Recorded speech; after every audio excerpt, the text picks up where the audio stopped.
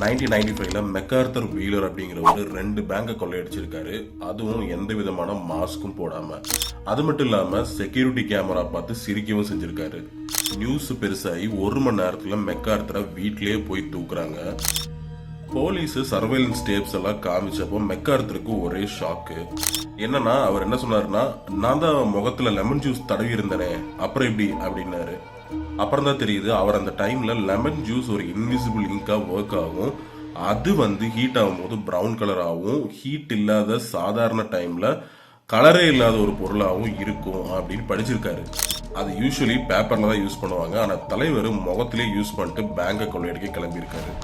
அவர் ஜெயிலுக்கு போயிட்டாரு. ஆனா சைக்காலஜிஸ்ட் இவரோட கேஸை ஸ்டடி பண்ணி டன்னிங் க்ரூகர் எஃபெக்ட் அப்படின்னு ஒன்று கண்டுபிடிக்கிறாங்க.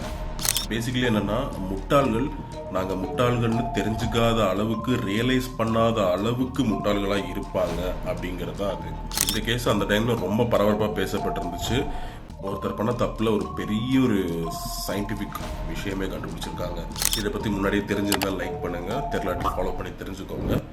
கண்டென்ட் பிடிச்சிருந்தா சப்ஸ்கிரைப் பண்ணுங்கள்.